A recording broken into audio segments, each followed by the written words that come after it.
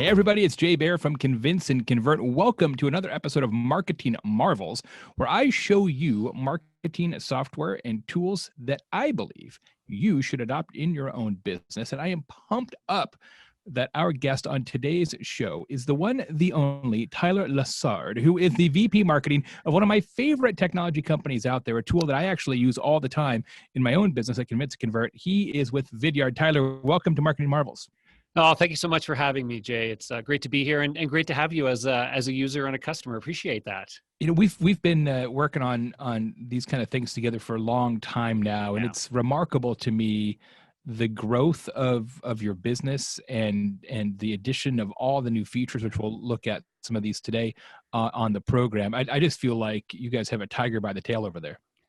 Yeah, you know, it's such an exciting market. We're in this space of video and video technology. And, what really started off as this idea of how do we help marketers align their video content strategy with their marketing goals. And we'll touch on that in a little bit. But it's really evolved these days to being about how do we enable businesses to use video just more effectively and more strategically. And that has so many different parts to it when you look at ways marketers and sellers are using it. So it's a really fun problem to be solving right now. I think you said an important thing there, Tyler, about using video more strategically, because anybody watching this show understands the idea of creating a video to generate awareness at the top of the funnel. Right. Somebody doesn't know me, I'm going to make a video, now more people know me. And those videos might realistically go on YouTube, which ironically is why this video, you might be watching it on YouTube right now. Yep.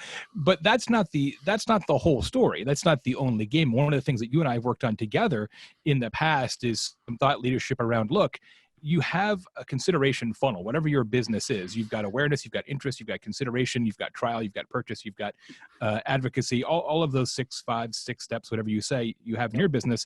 You can, and I would argue should, create videos for each of those steps in the funnel. And that's not a YouTube thing.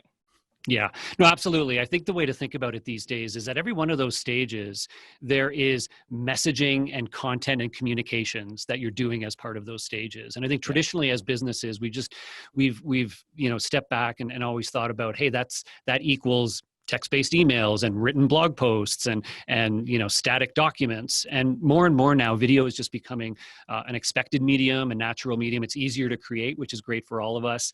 It's more engaging for the audiences. And I think businesses just need to start thinking about that. Is video is a bigger, better, bolder way to deliver those messages, to communicate that content at every one of those stages, whether it's, again, generating awareness through, interest and excitement or education, whether it's supporting that consideration stage with hyper-educational video content, or right down into closing a deal with video-based customer stories, to how you onboard people. So there's so much opportunity. And the great thing is audience expectations for what video is have dramatically changed over the last few years. They're not expecting the Super Bowl commercial anymore. You don't need to go out and buy drones to, create your next video. Hey, we're not like we're doing drones here in the Marketing Marvels show, but yes, you don't have to have a drone. Yeah.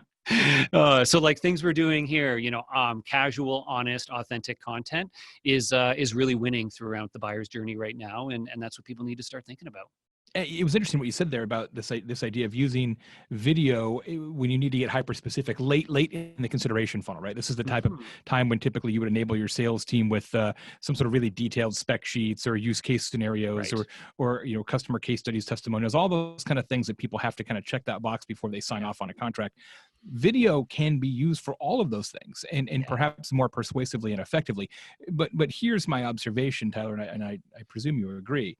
The key to doing that as an organization is to set aside this idea that the success of a video is based on the number of views of the video, and instead realize that other than at the very top of the funnel, the success of the video is based on the persuasiveness of the video, right? Yeah. Does the video answer customer questions and encourage them to take the next step in their buyer's journey? That's the measure of success, not did people share it, or did a bunch of people look at it, or even something like dwell time. You have to fundamentally re-examine what it means to make a successful video when you start to adopt the kind of thinking that Tyler and his team at Vidyard espouse. Yeah, well, it's no different than any other type of content, right? And it's the measure of success is, did it generate the engagement or the conversion that it was intended to do, right? And again, if it's super top of funnel content, then maybe sort of sharing and, you know, engagement and audience building is a measure of success. But if it's that product demo video that's going to, you know, convert somebody from an interest to sort of active consideration stage, then your real measure of success there is, did that video help me convert a prospect from this stage to the next? Did it actually contribute to downstream pipeline? And those are the things we need to be thinking about. And some of that becomes sort of this idea of narrowcasting videos. Some of these videos aren't meant to be, you know, viewed by millions of people. There, you know, we could have 10 people watch this high value video, and if 5 of them convert, as long as I didn't spend $1 million on it, right? Yeah, Right. As long as the worth the ROI investment. works out, then it makes sense. So that's absolutely the mentality we need to have now. Speaking of product demos, let's take a look at Vidyard. I'm glad we're doing this because it's been a little bit since I have personally seen the full back end of the system, and you're adding features and functionality all the time. So I'm actually really excited to see it and ask you some questions on behalf of our Marketing Marvels fan base. Okay, perfect. So I'm going to share my screen here. Before I do, I will set the context of sort of the baseline of what Vidyard is. So we have the basic level. We are a video hosting, sharing, and analytics platform. So some of you may be using free tools like a YouTube or a Vimeo out there today, which make it really easy to upload a video and to embed it on your website or in an outbound campaign. But we'll talk through what some of the limitations and downsides are of those as hosting platforms. But that's really where we start, and then I'll walk through some of the more advanced things that we do that allow you to really take it to the next level and turn videos into real demand gen machines. So I've brought up here, and I will warn you, this is our own live instance internally of Vidyard here. So I'm not like this is real, ladies and gentlemen. This is not a pretend demo site. Yeah. This is our real content here. So I'll walk you through what you're seeing here. So this is sort of the main entry point into the Vidyard, you know, cloud-based video management solution. So as you log into your Vidyard account, you are brought in to see your list of all the videos you've uploaded previously. And there's lots of things you can do here to manage your video library, to see how things are going, to check analytics and so on. But I'm going to walk you through the process from a new video and how does it work to upload it, to optimize it, publish, and track it. So here inside of the console, I'm actually in our product marketing group. You can see I can actually set up a lot of different folders for my content, so I can organize my videos differently. If I have different teams contributing content, makes it a lot easier to do those kinds of things. Now, if I want to upload a new video that I'm going to publish, I simply select a new player, and here's where I drag my new video file up into here, and I'm going to do the already baked in the oven mode here because we don't want to sit and watch a video upload for several minutes.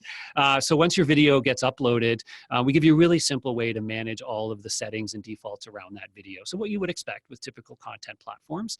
So I can set up my description, I can add tags, which can be used later on for filtering my content, for wanting reports on different types of videos, as well as additional metadata when I use this viewing information for lead qualification. We'll touch on that in a few minutes. I can also, from here, of course, I can select my thumbnail images. I can actually generate and add closed captions. So by default, we automatically transcribe the audio and give you a caption because every video should be captioned, which is a really important thing. So we automatically do that for you. You can go in and edit those captions. You can request additional captions in different languages and so on. So we make that really simple in the platform to make sure you've got those closed captions ready to go. From here, once your video, the core of your video is ready, now you are going to go in and optimize this video itself. So from here, I can now set up things like interactive events on my videos. So we always like to say a video should never fade to black. What's going to happen at the end of your video, right? We know if you're using a platform like YouTube, if you're using the free version and not paying attention, well, you know what's going to happen at the end of your video. Some recommended videos. Here comes your competitor's video, maybe, or and competitors' videos. So you have no control there. And if you do use premium solutions from YouTube, you can have some control over what shows up there, but it's very limited in terms of your options. And you usually have to just link to other videos in your channel or things like that. But with Vidyard, you have full control over interactive events that can show up before, during, or after your video. So this video here, this is one example. This was previous homepage explainer video. I'll explain to you in a few minutes why it's no longer our homepage explainer. But here you can see, so I'm in my video, I can set up these different interactive events. I'm just going to hit play here so you can sort of preview the video itself. But over here, I see the actual interactive events I've added. So this one here is this little get a demo button, which pops up about halfway through my video that somebody can click through if they're engaged at that point before we've lost half of them, which is one of the reasons we swapped this one out, because we saw in the data we're losing half of them halfway through. So we put that in there to enable them to convert at that time. As you view a little bit longer, we have these pop-ups that come out to allow you to select which you're most interested in engaging with next. And then we actually have what's called the post-roll call to action, which is what happens after the video ends. And that's that pop-up screen that then sits there and allows the user to take that next step. And for this video, we wanted to make it sort of a bit of a choose your own adventure. So once you've watched the video itself, you can select between, do you want to now learn more about our solutions for marketing, sales, comms, or support? And the great thing about these interactive events is they follow the video around no matter where it's embedded. So when we put it on our homepage, if we put it on one of our partners' sites, if it gets picked up in a blog post, people watching are always going to be able to interact with those calls to action, and they're all hyperlinked to go off and engage more in our content. Two quick questions on that, Tyler. Those icons like secure comms, sure. Did you upload those as PNGs, or is there sort of a button maker in the tool? Yeah. So we have tools that, first of all, make it really simple to get started. So we have a pre-configured library of out-of-the-box calls to action. So you don't have to do anything, and you can actually go in and say, so here, if I wanted to add a different event to this, this is my library of interactive events that our design team has already created. So I can actually go in here and select any one of these to add to my video. If I want to create a new one, I can simply click new event, and you can see here we've got these quick events, which are the defaults. So if I just want to have a simple call to action at the end with a button, if I want to have an annotation pop up during playback that slides up from the bottom, or maybe I want to have a form at the end to ask somebody for their email address for lead capture. Nice. Those can all be added with one click, and you just customize the text, or you can create something completely custom where you can actually customize it with HTML and JavaScript and create your own images and things like that. So it's simple to get started, but powerful at scale when you want to do some really creative things. Terrific. My other question on that was you gave, I think it was 4 choices of icons to click on there in that array. Yeah. What can I do with that data? If I know who that person is, because they've already given me their email address, can I then write that to a record? Or maybe it's their first visit to the site, because I think you said this is on your homepage, so maybe they're still anonymous. Maybe all you have is IP address. Right. What can you do with that selection to say, well, amongst the 4 things we've given them, we know that this particular potential customer is most interested in this. How can we use that downstream? Yeah, so let me walk through kind of what happens as somebody's actually viewing this content, and I think that'll answer your question. So somebody, that video can now be embedded anywhere on your website or third-party pages. Each video also by default gets its own sharing page, which is a direct link to that video, much like a direct link on YouTube. But the great thing is your sharing pages are branded for your own company. This is what our own branded sharing pages look like at Vidyard. If this was one of your videos, Jay, you'd have the Convince and Convert logo up there, and this page would look and feel like your own website. So that's a really nice, simple value add out of the gates, is that all your videos have a default page that's branded for you. So as somebody is actually watching through this video, you'll see here, I'll just mute that. So again, just to show you the experience, you can see the colors are customized for our brand, which is great.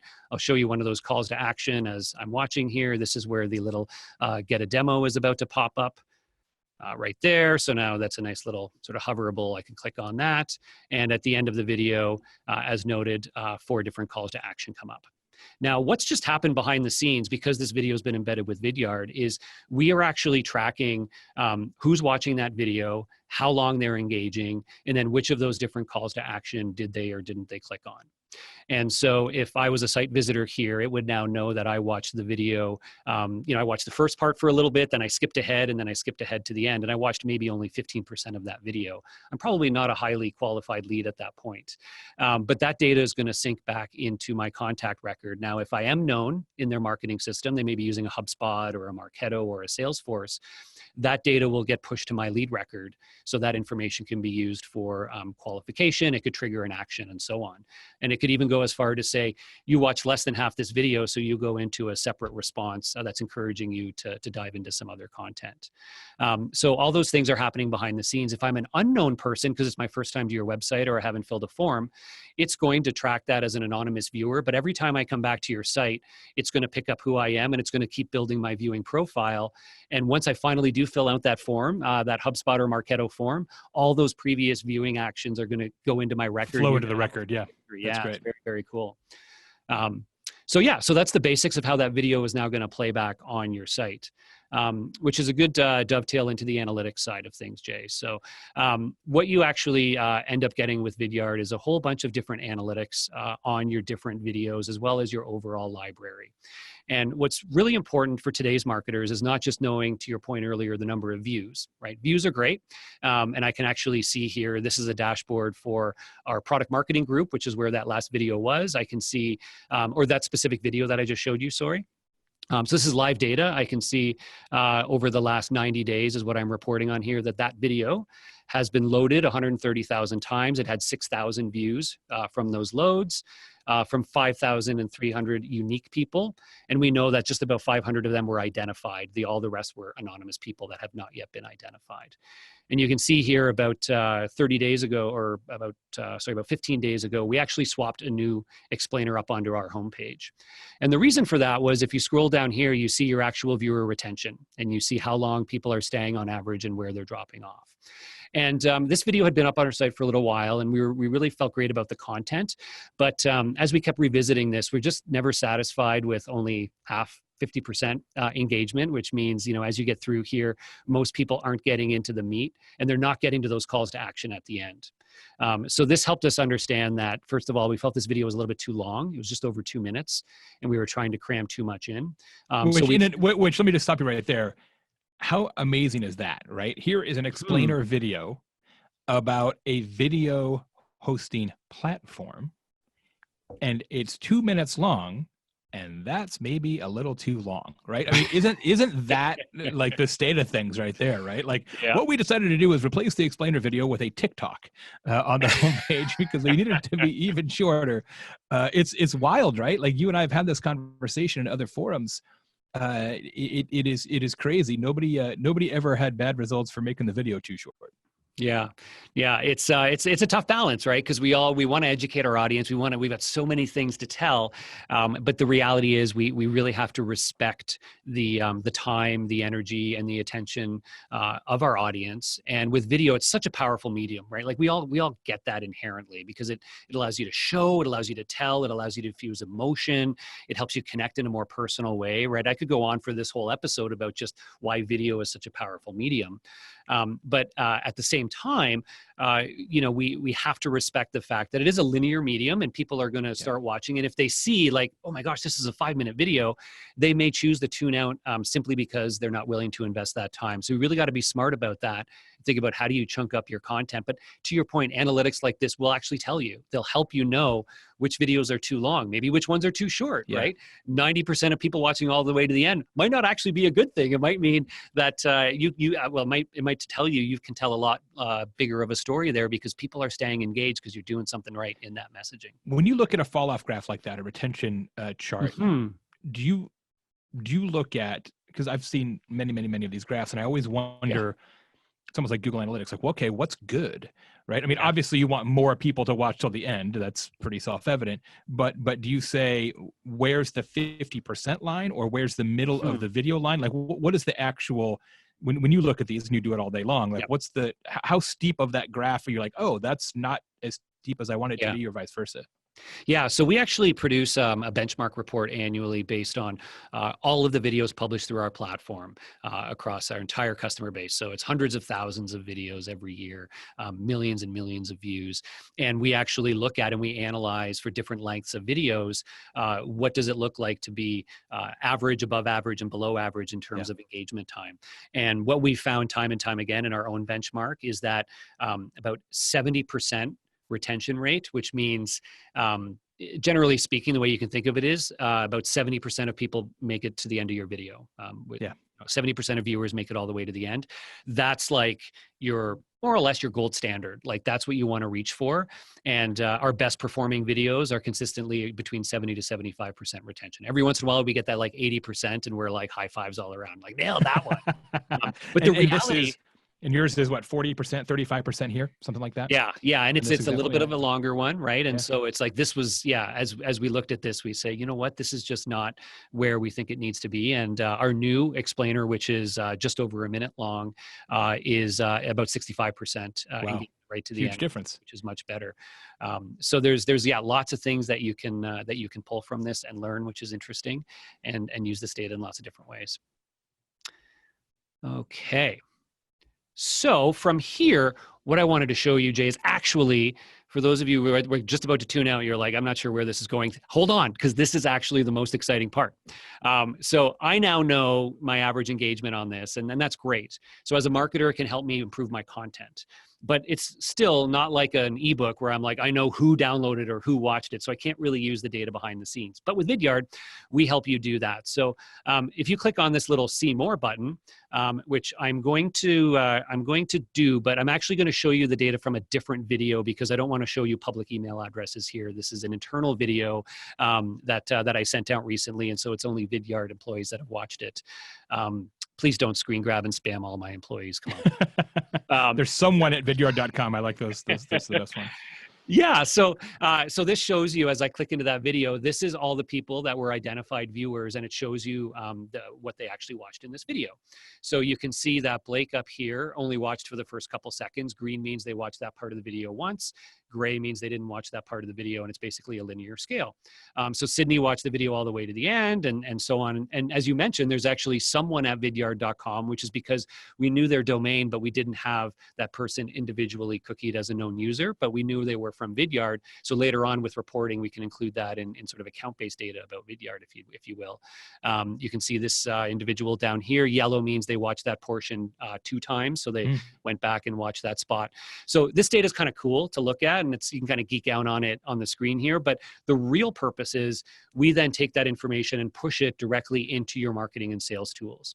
So a HubSpot, a Salesforce, a Marketo, the tools where you're maintaining information about your audience and who's engaging in what. So, Jimmy Gagnon here, who watched the video about 80%, 90% of the way through, that will be pushed into his, in our case, we use Marketo record, and that could then be used for lead scoring. So we could say if somebody watches my explainer or my product demo more than halfway through, give them 100 points or immediately flip them to a sales rep for a conversation. And we do exactly that for our on-site demos. If you go to vidyard.com, one of our main CTAs is watch a 3-minute demo.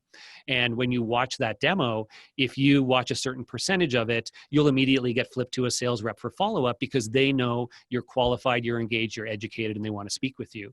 But if you only watch for 10 seconds and then bail, you're going to get put into an automated nurture because it's a not efficient use of our time for a rep to follow up with you. Yeah. And that general idea of like engagement-based qualification, I think is super cool, right? Whether it's video or other content, because now you can actually figure out who are my most engaged prospects, and let's focus our efforts on them, and the other ones, let's make sure that we're nurturing them accordingly. Yeah, I mean, nobody has limitless sales resources. So the more you can use those resources effectively, the better off you're going to be. Yeah. So I'm not going to show you inside of the marketing automation tools because it's different depending on the tool. But what I will show you just like super quick is what that data looks like inside of Salesforce. I'm pulling up, this is a bit of a dummy record here. You can probably see it's Tony Stark, Iron Man, genius, billionaire, philanthropist. So Tony Stark is a contact in Salesforce. Yes. And it's actually me. I have a bit of an ego. I like to call myself Iron Man here. So that's my contact record. But you can see inside of Salesforce here, we actually push in, there's this new video views. And if I hover over that, or if I click into it, I actually see this is the list of all videos this individual has watched. I can see what the video, and how much they've watched and the percentage they've watched. Right. Incredible. Percentage and seconds. So as a sales rep, I also get all this data at my fingertips. So I know what they've been engaging with, and I can tailor my conversations or my qualification accordingly. So those are a lot of the. I know I talked through a lot of different things there. I'll just kind of go back to the pretty one, which is the insights chart. To recap, sort of the main things I showed you here. We started with that content management of just making it a lot easier as you scale your use of video to manage your content, to customize the playback experience. The ability to add interactive events and calls to action, so you can drive conversions directly from your videos. The ability to track insights on your videos, both views and engagement, but as well as who's watching which videos, how long are they engaging in that content, and using those insights in your marketing and CRM for lead qualification, as well as reporting back on which videos are actually helping to drive the most leads and revenue for our business. So those are kind of the key aspects of that main video hosting, optimization, and analytics side. Did you have any more burning questions about that side of the house, Jay? No, just an observation that it's so incredibly powerful to know who watched what video and for how long and in what sequence. It makes you wonder, and this is obviously a little bit of a straw man argument, but it makes you wonder why we're making web pages at all, because or ebooks or any other formats. Because I can't, if you download an ebook, I know you downloaded it, but that's about all I know.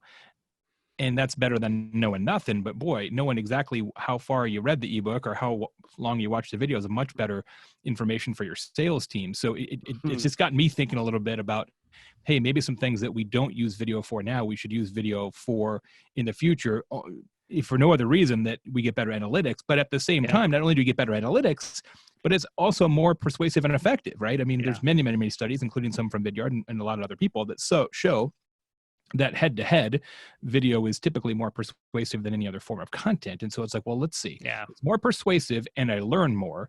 Therefore, my sales team is more efficient and effective. I'm like, that seems like kind of a good idea. Yeah. Well, that's why we're in the business, Jay. You're absolutely right. I mean, it's honestly, using video effectively, I think of as it really is a win-win scenario. Your audience is often better off because they can consume the content in a way that's quicker, more valuable, more interesting, and more resonant. And then you as a marketing and sales team get the benefit of a more educated audience, but also the richer analytics and the true second-by-second engagement in your content. I'm not going to get up here and say you should only do video. It's certainly not the time for that, but I think more and more it's about knowing you could do those kinds of things. How would that change the way that you do things? And it's funny you mentioned it in that way, Jay, because a little while ago we started creating more and more videos that were intentionally qualification videos, right? Like they were being made, and sometimes we intentionally made longer form videos purely as qualifiers because we wanted to see who was sticking around to watch. How interested are you? Yeah. So we'd sometimes say, should this video be shorter? And sometimes we go, you know what, let's make this one longer, because if it's a 10 or 15-minute educational video, and we could zero in on the people that are staying tuned all the way, those are the people we know are potential buyers. So some really cool things that you can do there. I got one last thing. I'm going to do this job. One last thing here, Jay, is the other side of the house of creating and sharing videos within your organization or with customers. And one of the other tools we've become pretty well known for is our Chrome and Gmail extension that enables people to really easily record and send one-to-one videos. So I think I've got that loaded over here somewhere. So I'm just going to really quickly show you. And we often see this used in sales and product marketing teams and others. And the idea of this tool, really quickly show you here, inside of Chrome, you can see I've got this little Vidyard button. It's a free extension. You install it. And when I click on the little Vidyard button, right from here, I can record a new video. How's my camera doing double thing? This is good. It seems to be working. So I can record my browser tab. I can record my full screen, or I can just do a camera only recording. And so this allows me to do a quick screen capture video, a quick one-to-one video if I wanted to just send somebody a video message. And what's really great is as soon as it's recorded, the video is ready to be shared. You don't have to upload an MP4 or anything like that. It's sitting on its own branded page, much like the other videos in your Vidyard platform are. And if I'm a sales rep or somebody communicating externally, it's literally one click inside of your email where I can go, the little video button, and I see all my videos I've recorded. This is the most recent one. So I simply say, I want to send Jay this video here. And it's as easy as that. Once it's recorded, you just click the little button. I'm looking a little stern there. I'm not sure why, Jay. It looks like I think you must have done something wrong. It's always my fault. It's one of those ones, yeah. So I'm going to just tease that one out there as that last piece. It's incredible. I got to tell you, and this is the truth. I use it every single day. I use it for my team. I use it for my kids. I use it for my wife. Every time somebody fills out a lead form on my jbaer.com to have me come give a presentation somewhere, I go to the website of that conference or the association or the company who wants to potentially hire me. I instantly, within seconds, create one of these videos with my face on top of their webpage, send it back and say, thanks very much. I'm super pumped. I'd love to be your keynote speaker. And the conversion rate on that is really, really high because it's just, it's so high touch and demonstrates that I'm paying attention and things like that. And it is just as Tyler demonstrated, it is clicking a button. It is clicking one button in your Chrome browser and talking into your computer and then clicking another button. That is the sum total of the capacity needed to make those videos. It is really, really powerful and literally couldn't be easier. So Jay, I'll wrap up my part there with an emphasis that there's like incredibly powerful tools here that you guys have seen. But recently we've made sure that literally everybody who wants to take advantage of the basic features here can get started. We have free versions of both the video hosting as well as the recording and sending tool that you saw there. They're both unlimited in terms of the number of videos you can upload and create and host in the platform. The free versions are, they have some limitations, of course, on the level of functionality that you get. A lot of the deep analytics and things like that are reserved for the business platforms. We still need to make our money, but there's lots of great ways people can get started for free, and you can just head to vidyard.com/free to check those out or check out our pricing page. Now I wanted to quickly, if you don't mind, Jay, I know we just have like 2 minutes left here, but I wanted to flip it back to you. You've provided some good insight as we've gone here, but now that you've kind of been refreshed on what we're doing here, would you mind if I asked you, like, what do you think about where we're at with Vidyard, and what kind of value do you see as the biggest piece of these solutions for? Sure. Yeah, I'll do my best. Yeah.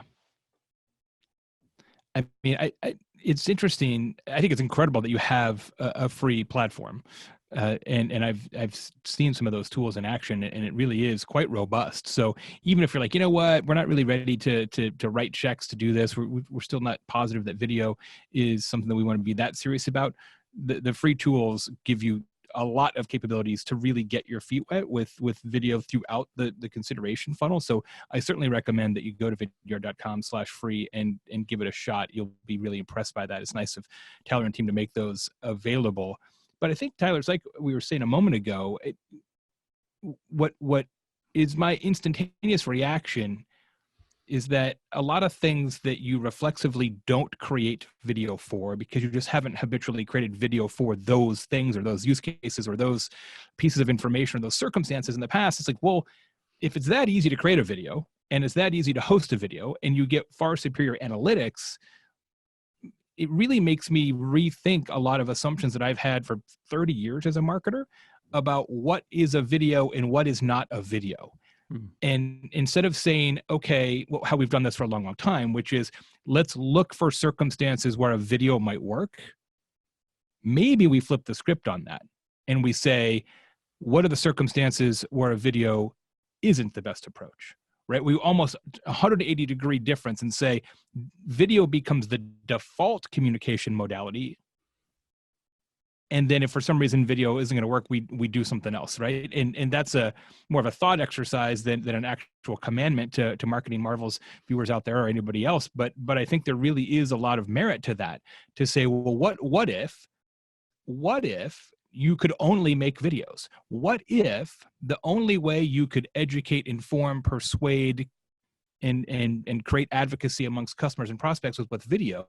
The reality is today with these kind of tools and the ridiculous increases in video consumption worldwide, that's not that far-fetched of a premise, right? To say, well, what if it was all video? Of course, it's not all video. Even Tyler would acknowledge you shouldn't only use video. But I think it's a really interesting perspective to come from in your own marketing to say, well, what if we thought that way, right? It's almost like some of the things we do in our business is we do customer service consulting with clients. We say, well, imagine this, what if there were no telephones? Because eventually, fundamentally, we'll still have them, just no one will use them. Yeah. Right. And so that day is coming like that. There's no question that day is coming, right? The people who love phones are going to be dead.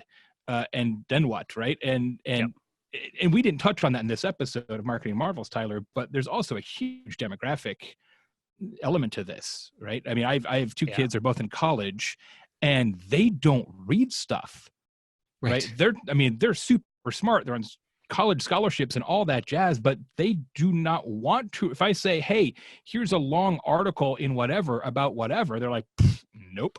Yep. But if it's, here's a video about the same thing, gobble, gobble, gobble, gobble, gobble, gobble, gobble.